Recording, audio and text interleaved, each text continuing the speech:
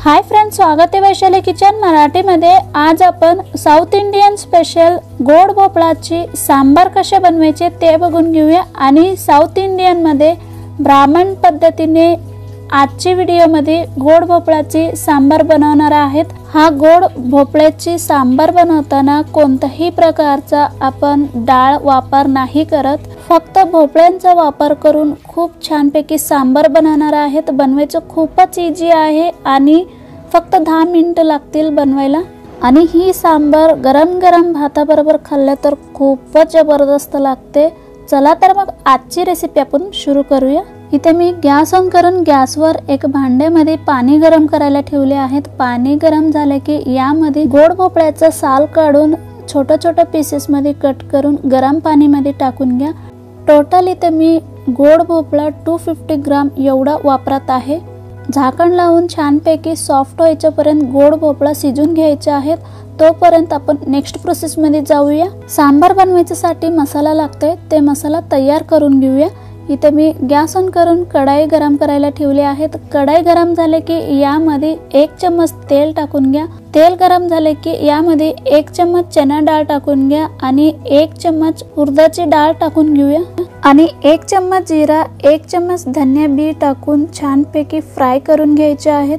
Fry करून घेताना gas medium height वरती ठेवून छानपैकी फ्राय करून घ्या। डाळ जास्त फ्राय करू नका, फक्त गोल्डन कलर यायच्यापर्यंत आपण डाळ फ्राय करून घ्यायची आहेत। आणि डाळ फ्राय करून घेताना यामध्ये अख्खा लाल मिरची चवीनुसार टाकून तुम्ही यामध्ये फ्राय करून घेऊ शकता।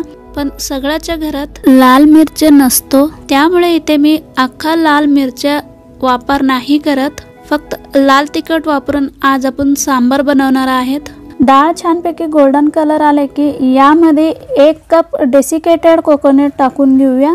जर तुमच्याकडे ओला नारळ असले तर 1 कप किसून घेतलेली ओला नारळ टाकून घेऊ शकता यामध्ये, किंवा ड्राय कोकोनट असले तर पण किसण्याने किसून यामध्ये 1 कप टाकू शकता। डेसिकेटेड कोकोनट जास्त फ्राय करू नका, गॅस मीडियम हाईट वरती ठेवून 1 मिनिट छानपैकी फ्राय करून घेतले तर खूप झालं। आता यामध्ये 5 ते 6 कढीपत्त्याची पान टाकून घ्या आणि व्यवस्थित फ्राय करून घ्या। छानपैकी फ्राय झाले की आता आपण गॅस बंद करून घेऊया। फ्राय करून घेतलेली हा मसाला पदार्थ थंड करून घ्या। थंड झाले की मिक्सरच्या भांड्यामध्ये टाकून घ्या। फ्राय करून घेतलेले हा मसाला पदार्थ पूर्णपणे इथे मी मिक्सरच्या भांड्यामध्ये टाकून घेतले आहेत। आता आपण यामध्ये 1 बोट एवढा चिंच टाकून घ्या आणि यामध्ये 1 चम्मच फ्राय करून घेतलेले तीळ टाकून घ्या। जर तीळ फ्राय करून घेतलेली नसेल तर तुम्ही डाळ फ्राय करून घेताना त्यामध्ये 1 चम्मच तीळ टाकून छानपैकी तीळ फ्राय करून घ्या। आता आपण यामध्ये 2 चम्मच लाल तिखट टाकून घेऊया।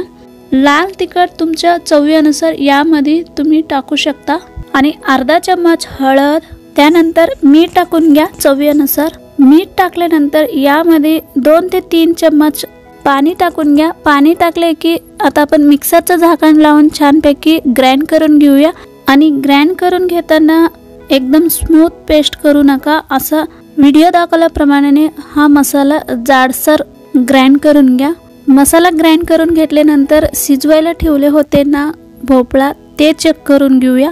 गोड भोपळा छानपैकी शिजले आहे, तुम्ही तर पाहू शकता। चम्मचने कट केले तर छानपैकी कट होते।